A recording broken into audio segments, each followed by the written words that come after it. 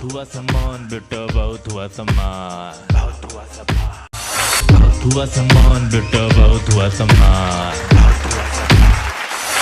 हुआ सामान बेटा बहुत हुआ सामान, बहुत हुआ सामान, बहुत हुआ सामान बेटा बहुत हुआ सामान। नमस्कार, आदाब, सत श्री अकाल। हम वक्त के घनघोर थपेड़ों में सिके हैं, कमल पे नहीं बिके इसलिए कलम पे टिके हैं।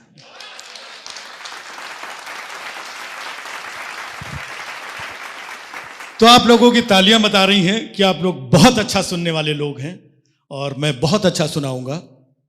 और मैंने बताया कि मैं कुछ आसपास की बातें करूंगा, कुछ बातें सीधे करूंगा, कुछ बातें इशारे में करूंगा। उन इशारों को भी आपको समझना होगा। तो शो शुरू करने से पहले मैं सिर्फ इतना कहना चाहूंगा कि मैं आज यहां पर जो कुछ भी बोलूंगा, झूठ बोलूंगा, झूठ के सिवा कुछ नहीं बोलूंगा, क्योंकि मैं सच्चा आदमी हूं। मैं यहां जो कुछ बोलूंगा, झूठ के अलावा कुछ नहीं बोलूंगा, क्योंकि मैं सच्चा आदमी हूं। बाकी जो झूठे लोग होते हैं, सालों से झूठ बोल रहे हैं और मानते भी नहीं कि वो झूठ बोल रहे हैं, और खुद तो वो झूठ बोलते हैं और दूसरे को सच भी नहीं बोलने देते हैं। तो झूठ बोलना एक कला है। एक शख्स ऐसा है जो झूठ बोलने में बहुत माहिर है। आइए सर, स्वागत है आपका। प्लीज, सही टाइम पे आए हैं आप। जी जी जी, बस शो शुरू ही हुआ है अभी। हाँ, नहीं, सारे टाइम सही है, बिल्कुल जी।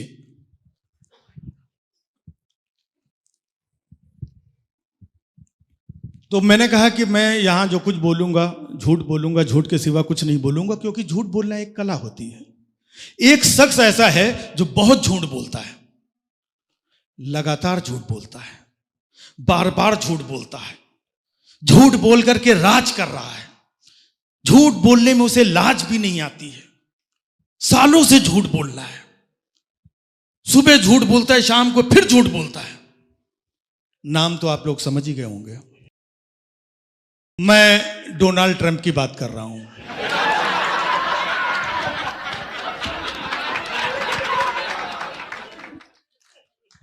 उससे बड़ा झूठा मैंने नहीं देखा दुनिया में।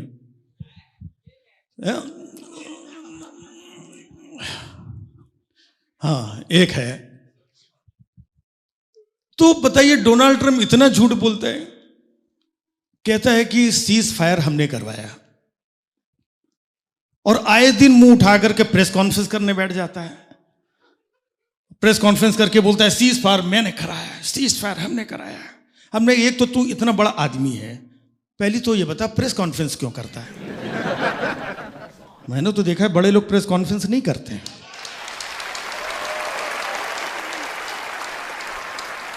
प्रेस कॉन्फ्रेंस करके बोलता है सीज फायर हमने कराया। लेकिन थैंक गॉड हमारे यहां कुछ सच्चे लोग हैं जो ये आके बताते हैं कि ये झूठ बोल रहा है।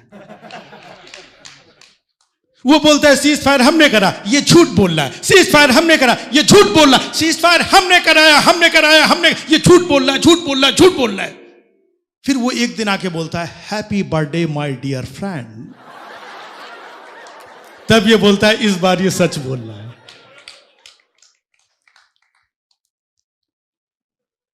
तो इतना झूठ बोलते हैं। और मैं तो कहता हूं डोनाल्ड ट्रंप को कि हम इंडियन लोग हैं, हमसे क्यों झूठ बोलते हो यार? हम भोले भाले लोग हैं। हमसे कोई झूठ बोले तो हम लोग उसके झूठ में फंस भी जाते हैं। फंस क्या जाते हैं? फंसे ही हुए हैं सालों से। हमसे क्यों झूठ बोलते हो यार? तो कभी कभी मैं सोचता हूं कि डोनाल्ड ट्रंप को झूठ बोलना किसने सिखाया?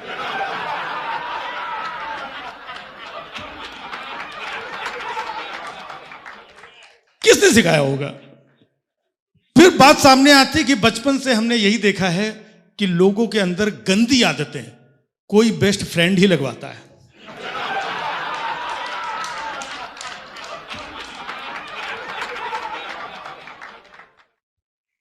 रास्ते में मैंने देखा, आ रहा था, रास्ते में दो लोग लड़ रहे थे। मैंने समझाया, हमने क्यों लड़ रहे हो? तो अपनी लड़ाई छोड़ के मुझे कूट दिया। बोला तू बीच में क्यों डोनाल्ड ट्रंप बनना है? तो मैंने कहा कि मैं यहां जो कुछ बोलूंगा, नहीं, मैं सच्चा आदमी हूं और दिल से जो भी निकलेगा वही बोलूंगा। तो आगे बढ़ने से पहले मैं सिर्फ इतना ही बोलना चाहता हूं, एक्सेप्ट करना चाहता हूं, ये सब अपने लोग हैं, कि मैं मोदी भक्त हूं, मैं राष्ट्रभक्त भी हूं। हालांकि मोदी भक्त बोल दिया था तो राष्ट्रभक्त बोलने की जरूरत नहीं थी, फिर भी बताना जरूरी है। मैं आज तक, सर माफ कीजिएगा, आप लोग भी पॉलिटिक्स से हैं, लेकिन मैं ईमानदारी से कह रहा हूं कि मैंने आज तक सिर्फ उन्हीं को वोट दिया है, सिर्फ उन्हीं को वोट दिया। मतलब दूं किसी को भी पहुंच जाता है हम तक।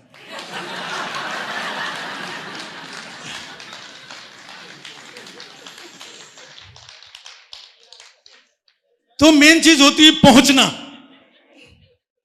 आप यहां से बात बोलते हैं, हमारी बात वहां तक पहुंच रही है, तो ऐसे हमारा वोट उन तक पहुंच जाता है, वो इंपॉर्टेंट है। तो यहां पर जो दिखता है वो होता नहीं है। आप कभी भी ध्यान से देखेंगे, जो दिखता है वो नहीं होता है। अब पंजाब में बाढ़ आई हुई है, कितने गांव घर, कितने लोग पीड़ित हैं, कितने तबाह लोग हो गए हैं, तो उनको हमें 10-10 हज़ार रुपए देने चाहिए, कम से कम मदद करनी चाहिए। और 10-10 हज़ार रुपए बिहार में बांटे जा रहे हैं। का मतलब जो दिखता है वो होता नहीं है। चुनाव के पहले हमें आलिया भट्ट के सपने दिखाए जाते हैं और चुनाव के बाद महेश भट्ट थमा दिया जाता है।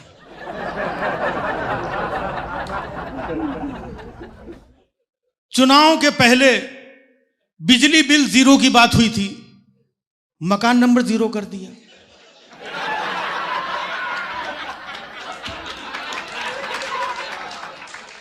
तो जो दिखता है वो होता नहीं। कुछ सालों पहले हमें कहा गया था कि हम दाऊद को लाएंगे, हम विजय माल्या को लाएंगे, हम नीरव मोदी को लाएंगे, और लाए किसको? बांग्लादेश से शेख हसीना को। शेख हसीना को उठा लाए। शेख हसीना किसने मांगी थी? ले आए। अच्छा, शेख हसीना का भी कुछ मैटर चल रहा था वहां पर, अपना देश छोड़ के भाग गई, सुरक्षित हो गई। फिर नेपाल में मैटर हुआ, वहां के जो ओली थे वो देश छोड़ के भाग गए, वो सुरक्षित हो गए। लेकिन हमारा देश ऐसा है जहां पर सुरक्षित होने के लिए देश छोड़ने की जरूरत नहीं पड़ती है, सिर्फ पार्टी छोड़ के इधर आ जाओ।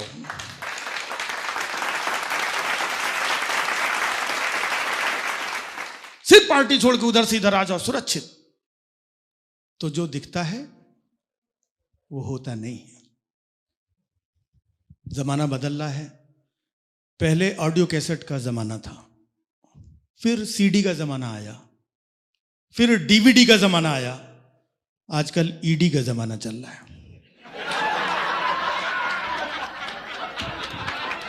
ईडी का जमाना कहीं भी पहुंच जाती है, किसी के यहां भी पहुंच जाती है। जहां ना रवि पहुंचे ना कवि पहुंचे, वहां भी ईडी पहुंच जाती है। एक साहब के यहां ईडी पहुंच गई, तो जैसे ईडी वाले छापा मारने के लिए अंदर गए, रूम में देखा एक बड़ी सी तस्वीर लगी थी। वो तस्वीर देख के वो वापस जाने लगे, बोले सॉरी गलती हो गई, आपके यहाँ आ गया, गलती हो गई। तो उसने बोला भाई गलती कुछ नहीं हुई है, आप अपना काम करिए, ये तस्वीर तो हमने दिखाने के लिए लगा रखी है। तो ईडी वालों ने कहा भैया मुझे सब पता है, ये वाली तस्वीर लोग दिखाने के लिए ही लगाते हैं, दिल से कोई नहीं लगाता है, ये हमें भी पता है। यकीन ना हो तो धनखड़ साहब के यहां जाके देख लो, उनके यहां भी तस्वीर लगी है। अच्छा, धनखड़ साहब से याद आया कि धनखड़ साहब उपराष्ट्रपति थे हमारे, फिर अचानक उन्होंने स्वास्थ्य कारणों से इस्तीफा दे दिया। तो हमने उनसे पूछा, हमने कहा सर आपके स्वास्थ्य को क्या हुआ था? कहने लगे स्वास्थ्य को कुछ नहीं हुआ था, लेकिन इस्तीफा नहीं देता तो स्वास्थ्य बिगड़ सकता था। तो हमारे यहां जो दिखता है होता नहीं। मैंने देखा नेपाल बॉर्डर पे, यूपी और नेपाल का बॉर्डर है, वहां पर एक बंदा रोज साइकिल में एक बोरी लेकर के जाता था, रोज जाता था बोरी में। तो अचानक एक दिन सिक्योरिटी की नज़र पड़ी कि ये कुछ तस्करी कर रहा है, कुछ साइकिल में लेके जाता है रोज। उसको रोका, बोले रुक, क्या है इसमें? तो बोला साहब बालू है इसमें, बालू। बोला खोल के दिखाओ। खोल के दिखाया, वाकई में बालू थी। अब वो रोज जाता था साइकिल में बोली लेकर के, रोज जा रहा है। बाद में पता चला वो साइकिल की तस्करी कर रहा था।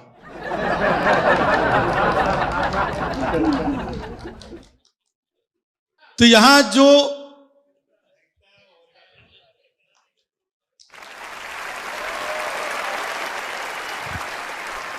पुरानी फिल्मों में आपने देखा होगा कि लड़की कॉलेज से निकलती थी और हीरो उधर किनारे बैठा रहता था 4-5 दोस्तों के साथ में, और जैसे लड़की निकलती थी हीरो अपने बंदों को भेज देता था, जाके इसको जरा छेड़।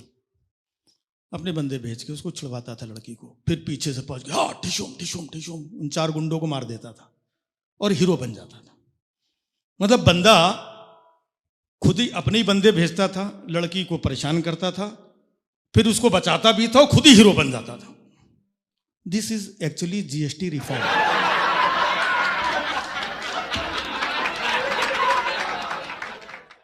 जो दिखता है होता नहीं। अब देखिए हमारे यहां भी हाल में हमारे चीफ जस्टिस गवई साहब थे, उनके ऊपर जूता उछाला गया और बताया जाता है कि देश सुरक्षित हाथों में है। हमने कहा देश सुरक्षित हाथों में है या नहीं है, लेकिन जूता सुरक्षित हाथों में, और जिसके हाथ में जूता है वो भी सुरक्षित हाथों में है।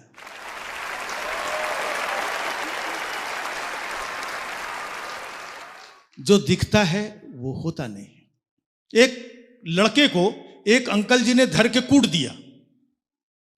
जब लड़का ठीक ठाक कूट गया तो पीछे से एक लड़की आई, बोलती पापा ये वो लड़का नहीं है।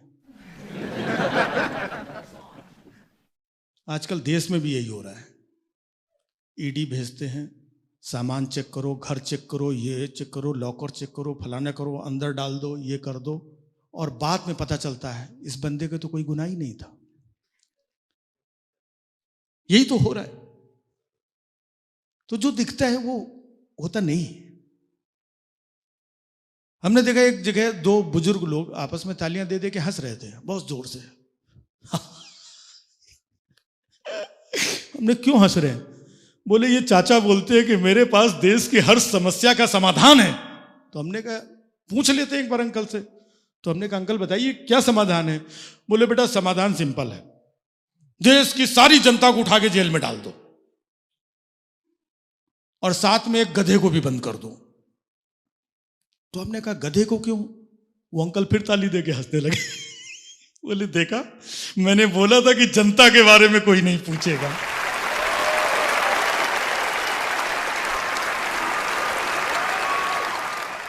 तो जो दिखता है वो होता नहीं है। एक बच्चे के तो 80% मार्क्स आ गए, उसके फादर को यकीन नहीं हुआ कि इसको 80% मार्क्स, मेरे बच्चे के 80% मार्क्स आ रही, ये कैसे आ गए? बच्चे को बुलाया, बोले तेरे 80% मार्क्स कैसे आ गए? बच्चा बोला पापा इस बार एग्जाम इलेक्शन कमीशन ने करवाया था।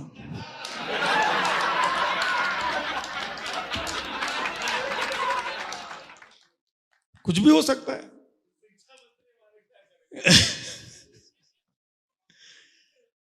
तो अब वही लोग सब कुछ करते हैं, वो 1-2 लोग हैं, वही लोग सब कुछ कर लेते हैं। ये जेनजी है आज का। जेनजी के पास जवाब होते हैं, ऐसे जवाब दे दिया। और वैसे भी पूरी दुनिया में जेनजी सड़कों पे है, पूरी दुनिया में आप देखेंगे। और बुढ़े सब मजे में हैं। 82 साल का ट्रंप, 80 साल का पुतिन, 79 ईयर का नेतन्याहू, 78 साल का जिनपिंग, और 75 साल वाला तो मजे मारी।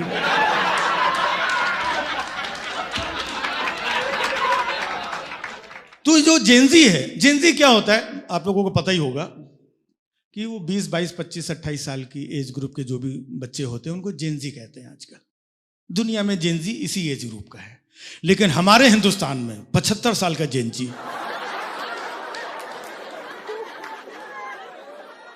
हाँ, मैं प्रूव करता हूं, मैं प्रूव कर सकता हूं कि 75 साल के जिंदगी कैसे है। 75 ईयर ओल्ड, सामने पब्लिक बैठी होती है, पब्लिक सामने 30, 35, 40, 50 साल के लोग होते हैं, सामने बैठे रहते हैं, और वहां पर आकर आपका ये बेटा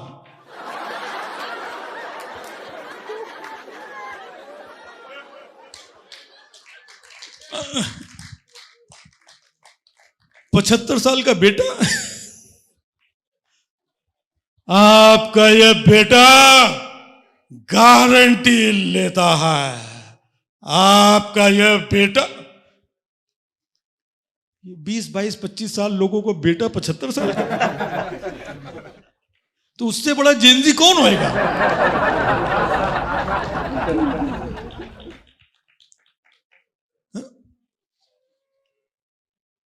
तो वक्त बदलता है।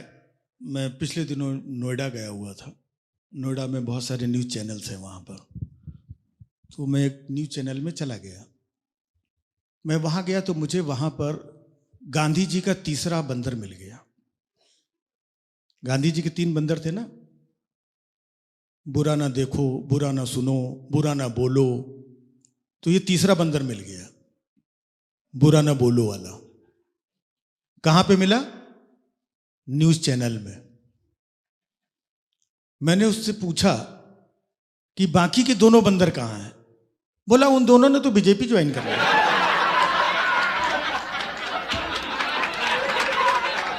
हमने कहा तू क्यों नहीं गया? बोलता नहीं, वहां पे सिर्फ 2 ही लोगों का काम होता है, तीसरे का उधर काम ही नहीं है, 2 लोगों से काम हो जाता है उधर।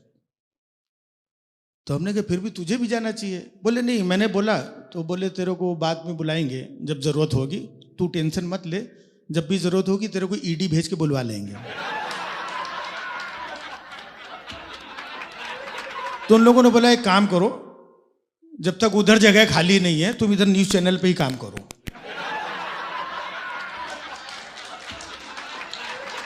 बात एक ही है, वहां हो यहां हो, बात एक ही है। अक्सर तो मुझे आजकल लोग मिलते हैं, बोलते हैं आजकल टेलीविजन पे कॉमेडी खत्म हो गई यार। कई लोग मिलते हैं अभी भी मिले, बोले टेलीविजन पे कॉमेडी खत्म हो गई। हमने कहा ये वही लोग कहते हैं जिन्होंने न्यूज़ चैनल देखना छोड़ दिया है।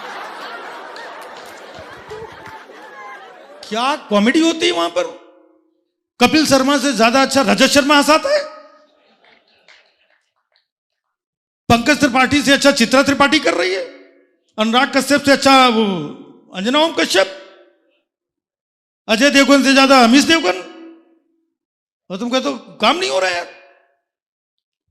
हो रहा है। ये लोग दिन रात बड़ी मेहनत करते हैं, जितनी मेहनत ये लोग करते हैं कोई नहीं करता है।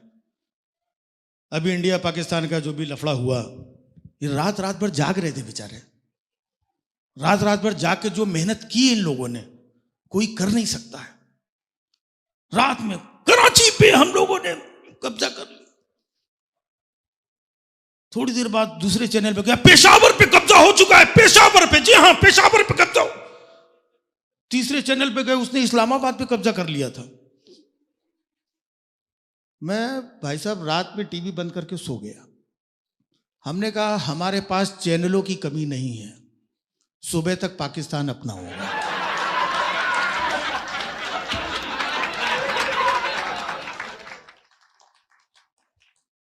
मतलब ऐसे कह रहे हैं कि कराची पे हम कब्जा कर लिया, पेशावर पे कब्जा हो गया, इधर कब्जा हो गया, उधर कब्जा हो गया, अब आप यहां पर भी प्लाट खरीद सकते हैं, लाहौल विला को नहीं, लाहौल में विला खरीद सकते हैं आप लोग। और अलग एडवर्टीजमेंट भी चल रहा है उसका। एक तो न्यूज चैनल मैंने लगाया, उसने हद कर दी, घुटनों पे आया पाकिस्तान, पाकिस्तान मांग रहा है भीख, घुटनों पे आया पाकिस्तान, पाकिस्तान भीख मांग रहा है। हमने कहा भाई ना वो तो घुटनों पे आया है, ना वो भीख मांग रहा है। आज जुम्मे का दिन है, वो सब नमाज पढ़ रहे हैं।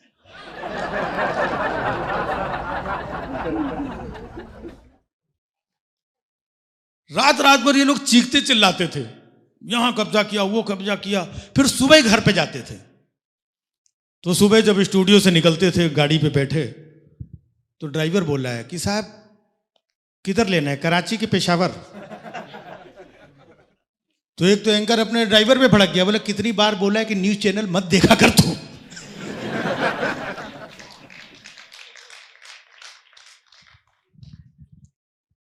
वाकई में मतलब न्यूज चैनलों ने सब हद कर दी है। आप जिस चैनल पे जाइए, आप देख रहे हैं उसका नंबर 1 चैनल, मैंने चेंज किया दूसरे चैनल, आप देख रहे हैं देश का नंबर 1 चैनल, तीसरे पे गया नंबर 1 चैनल, चौथे पे गया नंबर 1 चैनल। हमने कहा जितने 2 नंबर के लोग हैं ये सब नंबर 1 बने घूम रहे हैं। सर देखिए दौर कितना बदल रहा है, कई बार कंफ्यूजन भी हो जाता है। अभी लद्दाख में एक बहुत बड़ा आंदोलन हुआ, वहाँ के जो आंदोलनकारी थे सोनम वांगचुक साहब, उनके ऊपर क्या क्या आरोप लगा करके उनको जेल भेज दिया गया। मैं उस पर कुछ नहीं कहूँगा, लेकिन उनको जिस जेल में भेजा गया, पता है कौन सी जेल में भेजा गया? जोधपुर जेल में।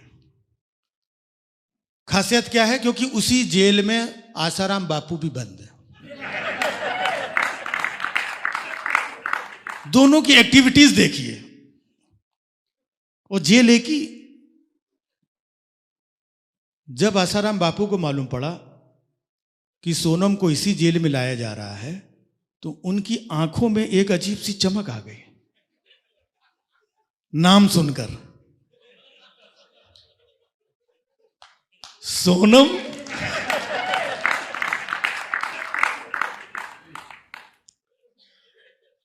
वो 2 रात सोए नहीं सोनम के इंतजार में। जब वांगचुक साहब वहां पर पहुंचे तो बापू झांक के देख, सोनम किथे है? सोनम किथे है? सोनम बताया मैं ही सोनम हूं। पिट्टे मुंह। 2 रातें जगा दिया, नींद खराब कर दी। तो कहने का मतलब ये है, जो दौर बदलता है। आप देखें सर, एक टाइम था जब शाम को दूरदर्शन होता था, उसमें हम खबरें सुनते थे, कितने शालीन से न्यूज़ एंकर होते थे।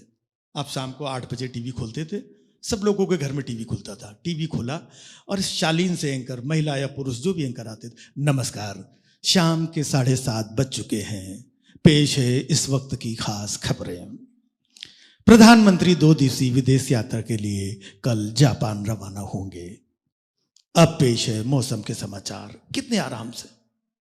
अब आप शाम को भाई साहब 8 बजे टीवी खोल दीजिए, आपने लगाया रिमोट, नमस्कार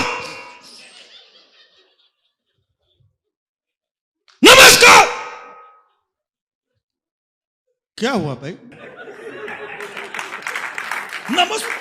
कौन नमस्कार करता है?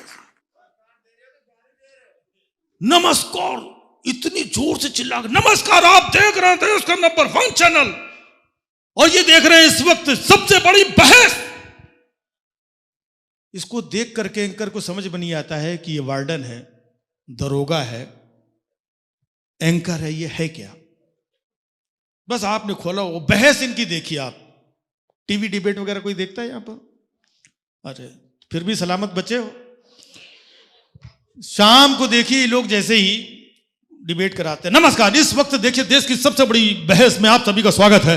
और जिस तरीके से नेताओं की बदजुबानी बढ़ती चली जा रही है, इसी पे आधारित आज की डिबेट। हमारे साथ में ये पार्टी से मौजूद, ये पार्टी से मौजूद, ये पार्टी ये लोग मौजूद है। तो सबसे पहले आप बताइए कि जिस तरीके से नेताओं की बदजुबानी बढ़ती जा रही है, आप बताइए। बोले देखिए, नहीं देखना नहीं, आप बताइए। मैं नहीं, आप बताइए। मैं कहना नहीं, बताइए आप। देखिए ये जो नेताओं की नहीं, वो तो मैंने सुन लिया, आप अपनी बात बताइए। बताइए। बैठिए, आपका टाइम खत्म हो गया, बैठिए।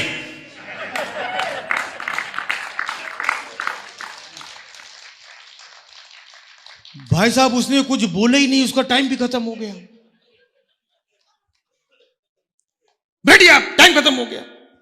अब ध्यान से देखिए ये 2 लोगों को लड़वाता कैसे आपस में। बैठिए आप। हाँ आप ये बताइए कि इनका कहना है कि आपकी पार्टी की नेता सबसे ज्यादा बदजुबानी, इनका कहना है। ये उठा बोला भाई मैंने कब, नहीं दूसरों के बीच में मत बोलिए, बैठिए आप, दूसरों के बीच में बैठिए। इनका कहना है कि आपकी पार्टी की नेता सबसे ज्यादा, इनका कहना है। भाई साहब मैंने कब, नहीं बैठिए आप, दूसरों के बीच में मत बोलिए। हाँ आप बताइए कहां चला गया, इधर आप, इधर बताइए, आप उधर कहां जा रहे थे आप, बताइए आप। बोले साहब मैं क्या बताऊं, मैं तो उस पार्टी के नहीं हूं।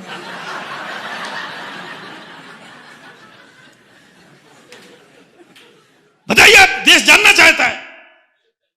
अरे बोले जानना चाहता हूं, मैं बताऊं कहां से, मैं किसी पार्टी का आदमी नहीं, मैं तो कुरियर देने आए थे, उठा के बैठा दिया इधर।